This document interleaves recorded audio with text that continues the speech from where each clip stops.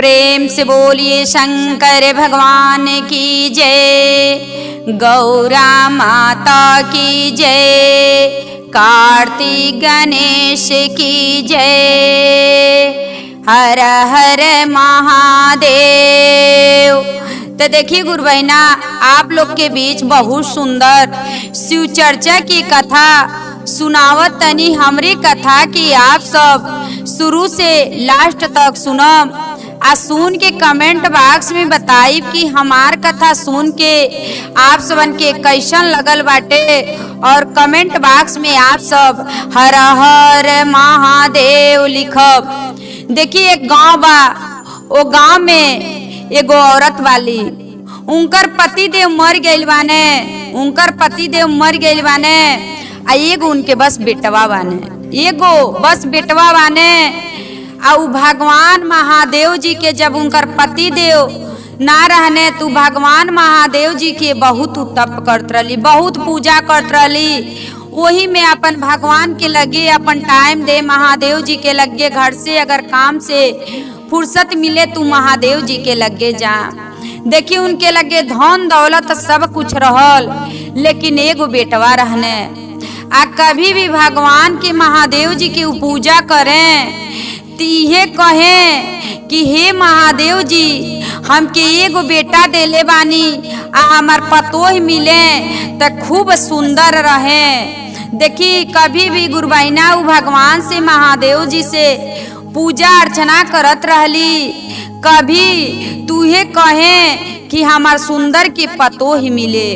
देखी गुरु बहना ऐसे उ करत रहली, अपने बेटा के पढ़ा लिखा के लायक बना देहली। जब बेटा देखी गुरु बहना लायक बन गई ने, तो जब बेटा सियान भई ने, तब माई सोचली, वो औरत सोचली कि अब तो हमार बेटा सियान हो गइल बाने, पढ़ भई ने, अब कमात ने, इनकर शादी अब कह देतनी। आ जब शादी कह दे तू अइहे तो हम चर्चा में और हमके जाइले में आनंद रही। देखी गुरु बहना, अब ये सोच के अपने बेटवा से कहली शादी करे के। बेटवा के शादी कैली, बेटवा के शादी कैली। आ जब शादी कैली तो घर में पतोही आ गईली। जब पतोही आ गईली तो देखी गुरु बहना, एक हफ्ता बीतल, 2 हफ्ता बीतल, अब उ जाए लगली महादेव जी के उ चर्चा में जाए लगली। अब पतोहिया देखे ते अंदर अंदर उनके रीस लगे, अंदरे अंदरे रीस लगे कि काज नि कहाँ जब रहता तब ही निकल जातली। देखी अपने पति देव से कहली कि राउर माई आ कहाँ जानी हमके बता देती। तो कहने कि हमार माई जाली महादेव जी के जहाँ चर्चा होला, महादेव जी के मंदिर में जाली कि महादेव जी के इतना कैली तो हमरे घरे इतना से इतना भइल बा। लेकिन देखी उनके पतोहे के तनिको विश्वास नहीं बा कि हमारा सास कैले वाली थे इतना हमके मिलल बा। देखी लइका कमाए लगल ने, तो जितना कमात अपने माई के हाथे पे पैसा धरत रहने। अब पतोहिया देखत देखत अब ओकरे मन में इतना गुस्सा हो कि देखा जितना पैसा कमात ने उतना अपने माई के हाथे में धरत ने, अब इनके हम रोक लगाई तो लगाई। देखी एक दिन मन में विचार कैली कि हम आज अपने पति देव से कहब, पति देव से कहतली कि आप तनख्वाह पाइब तो अपने माई के हाथे में ना धरे बा, हमके देवा। कहने ना, हमार माई तो इतना से इतना कैली, सब कुछ ही हमार माई, घर दुआर सब हमार माई बनवाले वाली, सब कुछ कैले वाली। तो हमार माई एक एक रुपया जुटा के हमके पढ़ौली लिखौली, हमके इतना से बड़ा इतना कैली, तो हम काहे तोहरे हाथे में पैसा धरब। देखी गुरु बहना, अभी कहतली कि जब हमारे हाथे में आप पैसा ना धरब तो हम रउरे घर में हम ना रहब, हम रउरे घर में से हम निकल जातनी, अपने माई के लेके आप रहब। देखी जब पतोई घर में से गुरु बहना निकले लगली अपने पति देव से लड़के, तो सास पूछे लगली आखिर में ये बेटा तोहर में का भइल कि काहे घर से बारे ते माई। ई कहतली कि जौन तू पैसा कमा तल तवन हमरे हाथे में दो। आ तोहर माई जब रोज रोज जातली महादेव जी के मंदिर में तो अपने माई की ये कह दो कि जाके अब वही जा उ रहे। देखी काली कि देखा बेटा, देखा पतो ही हमार चल जाइए, घर में से निकल के चल जाइए तो दुनिया गांव गड़ाई है कही कि देखो एगो पतो ही रही तो पतोहे के ना खपा पौलसी। देखा एगो पतोही रही पतोहे के ना खपा पौलस। ये बेटा ई नो घर से बाहरे जा, हम घर से बाहरे हम चल जाइब, हम महादेव जी के शरण में जाके हम रह लेब, लेकिन ई घर से बाहरे ना जा। देखी माई तो कह देली ए बेटा हम जा तनी, लेकिन माई का बेटा कहतने माई तू ना जा, हम घर छोड़ देब लेकिन तू न जा। कहली कि ना बेटा तोहन दोनों प्राणी लोगन घर में रह लोगन, हम जातनी, हमके गांव गड़ा कही ये कि पतोहिया के ना खपा पौलसी। देखी गुरुबैना अब वो औरत निकल गईली, वो औरत घर से निकल गईली, पतो ही के बाद निकल गईली, पतो बेटा लोग अब घर में बा। अब वो निकल गई। देखी उनकर समय तो धीरे धीरे अब लचरत गईल बा, बूढ़ होतत गईल वाली, समय कम उनकर होखत गईल बा। देखी महादेव जी के मंदिर में गईली तो जब महादेव जी के मंदिर में उगैली तब महादेव जी के लगे उ जाके रोतली। देखी गुरुबहिना तीना कहल जाला कि महादेव जी से देखी गुरुबहिना कितना भारी गलती कैले वाली, उ औरत कितना गलती कैले वाली कि कभी भी महादेव जी के पूजा करतली तो हमेशा ये मांगत रहली कि हमके सुंदर पतोई द। ओकरे अंदर के गुड़ नहीं मांगत रहली, ओकरे अंदर कर्तव्य भी रहे, गुड़ भी रहे, सब कुछ रहे, लेकिन ओके बस सुंदराई तो सुंदर मिलली, कर्तव्य ना रहल उनके अंदर, सासू के लिए कर्तव्य ना रहल। देखी गुरुबहिना जब उ गए चल गईली, अब महादेव जी के शरण में जाके अब वही जा अपन मुड़ी झुका के आ लगली रोए। कहली देखी कैसे का कहली, 9 महीना हम कोखिया में ढोवानी हो, कोखिया में ढोवानी हो, आ नाही बुझने हमारो दरदिया ए शिव गुरु, नाही समझे हमारो दरदिया ए शिव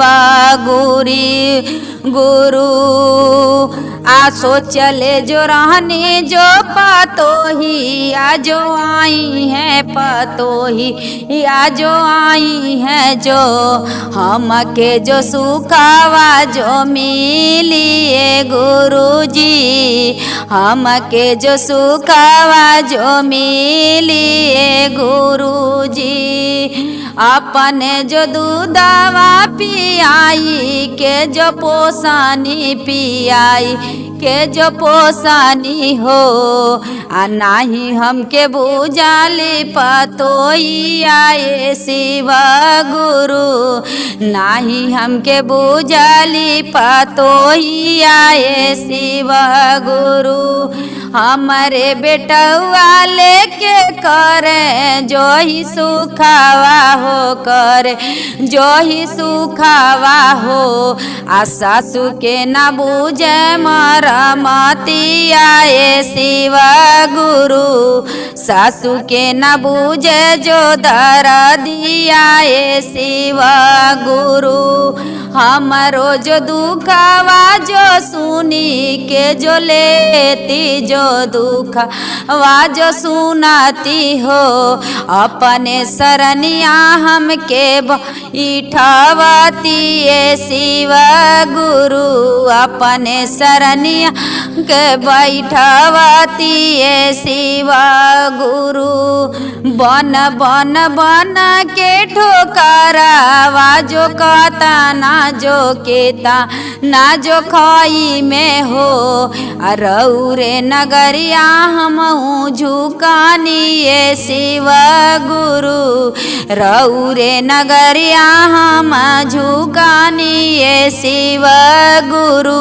देखी कहतली जाके कि बेटा के 9 महीना गर्भ में ढोनी पोसनी पलनी बियाह कैनी, अब पतो ही अली तो हमारे बेटा लेके अब देखी अब सुख के सोचा तली कि अब तो हम सास हुए, अब उनके हम भारी हो गए बानी। हे शिव गुरु हमके अपने लगे आप बुला ली, हमके बुला ले तो हम आपके चरण में हम रहब। देखी ऐसे गुरु बहना कुछ समय बीत गए, 8-9 साल बीत गए। महादेव जी के शरण में ही वही जा अपन उ रहे। देखी अब बेचारी धीरे धीरे समय उनकर खैले बिना जौन रुचे तवन पावे तवन खा वही जापन रहे। देखी गुरु बहना अब इनके जब 8-9 साल हो गए, इनके एको गर्भ से एको संतान नाई भईने। अभी जौन बूढ़ी माई वाली जाके महादेव जी के मंदिर में रोवतली तो उनके पतोहे के गर्भ से एको संतान नाई भईने। अब अपने मन में सोचतली कि लगता अपने सासू माई के घर से खेद देले बानी, तूहे पाप हम भोगतनी कि हमके भगवान को औलाद नाई देतने। कि देखी गुरु बहना औलाद देखी गुरु बहना सब केहू के ना मिलेला। औलाद के मरम्मत जे ना बुझी तो देखी उ सोचली कि का करे बाटे, हम ते अपने सासू के खेदी देतनी, इनकर बेटा लेके सुख करब। सुख कर तलू, लेकिन देखी अब तो के गांव के लोग कहता बाजीन, अगल बगल के लोग कहता बाजीन कि एको तोरे जब संतान नाई होता ने तब तू अपने दिन के तू सोचा तलू। कहतली अपने पति देव से कि एक बात कहतनी, आज जैती माई के अपने फुसिला के लेके अती आ हम जाए तो कहने कि ना हम ना जाए, जब तू खेदले बालू तो तू ही जैबू बुला के लेबू। तो लगता कहीं आपके माई के हमके श्राप लग गई बाटे कि हमके को बाल बच्चा ना होता ने। देखी अब मन में उनके पछतावा होता टे, कहने ना कहली कि अरे 2-4 जानी के साथ में लेके आज चली हमहू चलतनी। देखी जब देखी गुरु बहना ऐसने समय जाता लोग कि अब उनके मुँहे के समय वही जा महादेव जी के मंदिर में आ गए बाटे। लेकिन कहतली महादेव जी से कि हे महादेव जी हमार बेटवा आवत ने 5 मिनट हमारे प्राण के रोकले रही, हम बेटवा से मिल ली। आज जब बेटवा से मिल ले तो आप अपने शरण में बुला ले। देखी बेटा पतो 4 लोग गई ने। अब माई के अपने कहत ने माई उठो आ घरे चला, तो के बढ़िया बढ़िया मिठाई ले आइल बनी, तो के पियरी साड़ी चुनरी साड़ी हर साड़ी रंग बिरंग के तो के साड़ी ले आइल बनी। आ तू चला इस सुनरी साड़ी पहन ले माई, तू चला घरे। तो देखी जब कहत ने कि ये माई चल तो के बहुत बढ़िया खाना ले आइल बनी, आ चल तू खाना खा लो।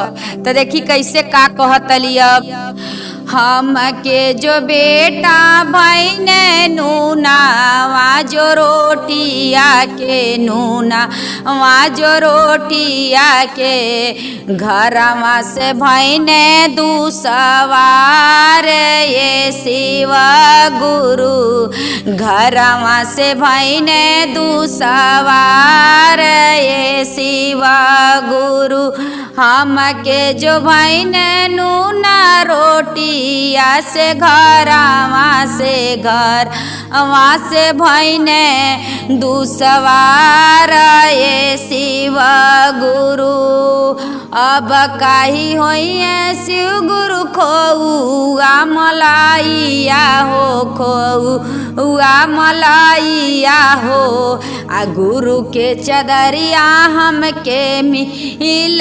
हो गुरु के चदरिया हमके मिलल हो बेटा आया बनाही खाई में बेटा खोउआ मलाइया हो खोउआ मलाइया हो अनूनवा जो रोटिया बन दूसवार रूजी नूनवा जो रोटिया बन दूसवार बेटा।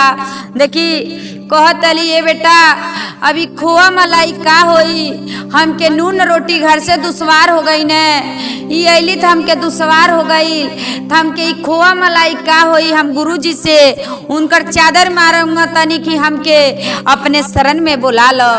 देखी जब इतना बात कहने तब फिर कहत ने माई ऐसन काहे कहतलू, बहुत तो के सुंदर सुंदर साड़ी ले आइल बानी आ तू साड़ी पहन ल आ चला इस साड़ी पहन के घरे।